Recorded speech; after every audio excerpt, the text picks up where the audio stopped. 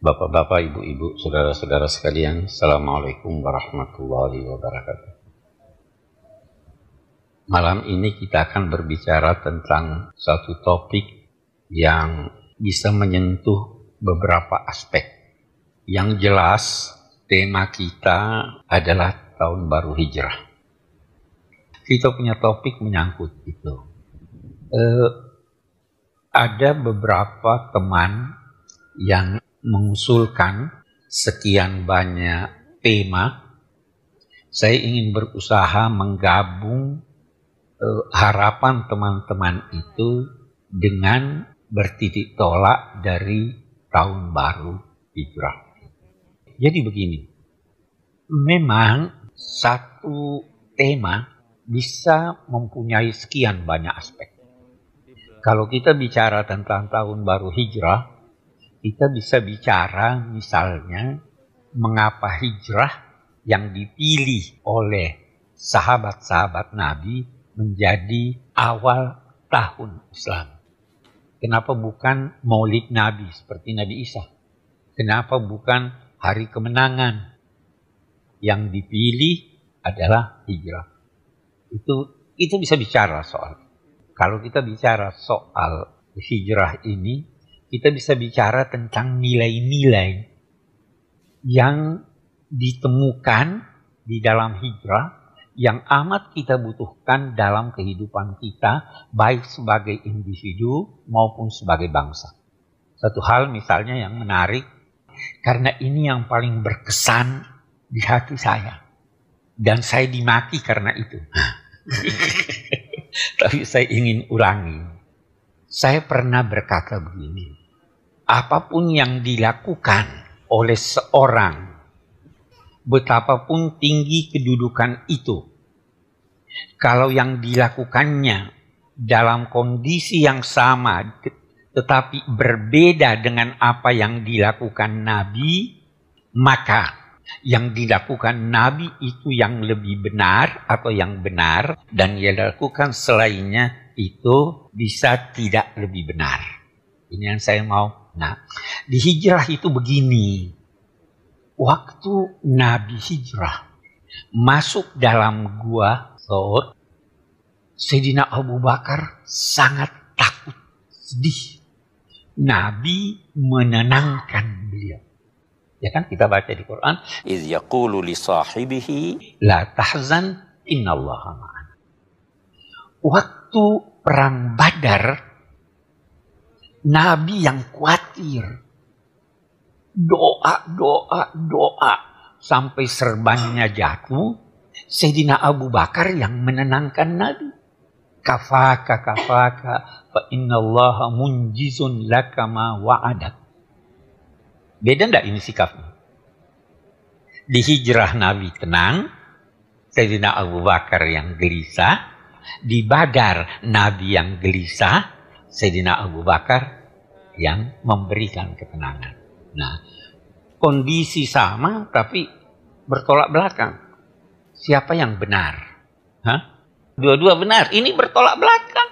Nah, saya waktu itu, yang saya lantas dimaki ini, saya berkata, betapapun kita meletakkan Sayyidina Abu Bakar di atas kepala kita, satu-satunya manusia yang disebut gelarnya oleh Al-Quran sahibihi. Tetapi dalam sikap, kedua sikapnya itu, sikap Nabi lebih benar daripada Sayyidina Abu Bakar. Kenapa? Kita lihat. Kalau Anda sudah kepepet, tidak bisa lagi melakukan suatu kegiatan, apa masih perlu sedih?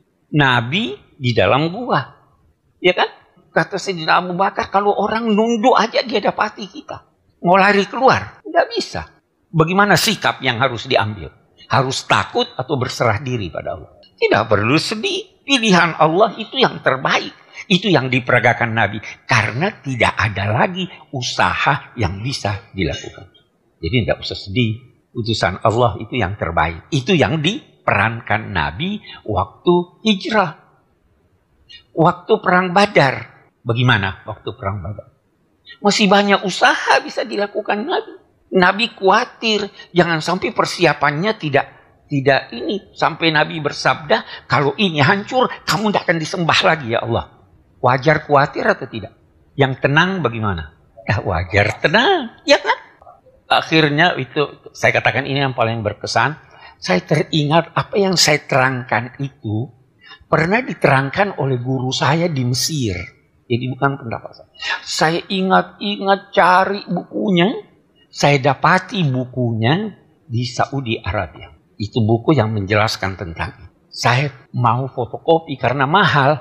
Kata enggak, harus kamu beli. 5 jilid. Berapa harganya? Waduh, mahal harganya. Tapi karena saya mau tulis di buku saya tentang ini, dan saya harus cantumkan di halaman sekian dan sekian, saya beli.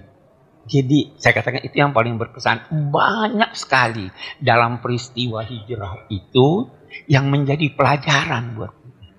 Nabi Musa waktu hijrah dikejar-kejar oleh Fir'aun. Dia berkata apa? Inna ma'iya Rabbi sayahdi. Jangan khawatir. Bersama aku Tuhanku. Dia akan memberi petunjuk kepada saya. Kalau Nabi Muhammad apa katanya? Innallaha ma'ana. Banyak, saya tidak ingin bicara lagi soal itu. Banyak sekali, banyak sekali. Nah, yang saya ingin bicarakan malam ini adalah tentang umur manusia. Ada juga yang kita ingin barangkali mengoreksi sedikit atau membetulkan pikiran kita.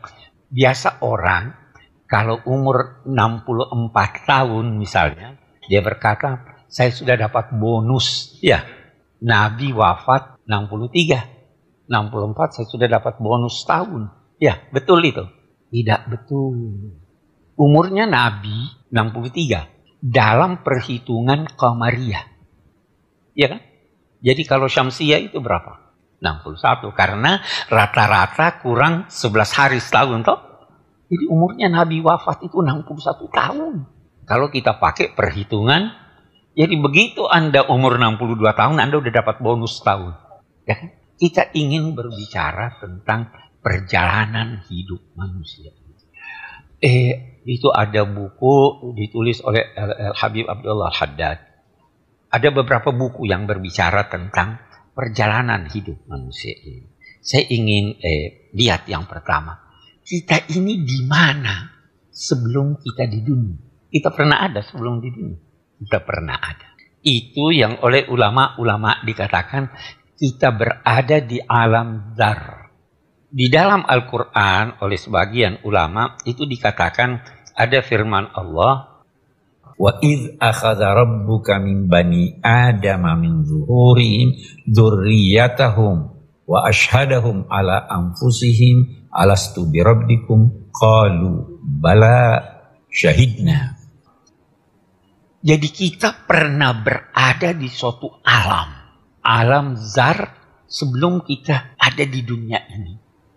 Oleh ulama-ulama itu dikatakan bahwa ketika itu seluruh anak cucu Adam dikeluarkan Allah melalui punggung Adam. Lantas semua diminta kesaksiannya. Mengakukah kamu bahwa aku ini Tuhanmu yang Maha Esa? Semua berkata, kami mengaku bahwa kamu adalah Tuhan kami yang Maha Esa. Inilah yang dinamai fitrah.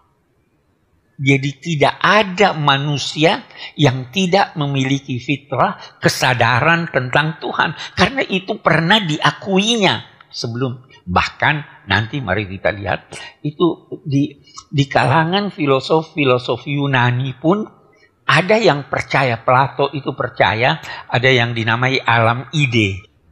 Sebelum kita di sini, kita udah tahu. Ada ulama-ulama Islam berkata apa? Kalau Anda menemukan di dalam Al-Quran, firman Allah, afala tazakkarun, apa kamu tidak ingat? Kapan diingat? Mestinya ingat di alam zar.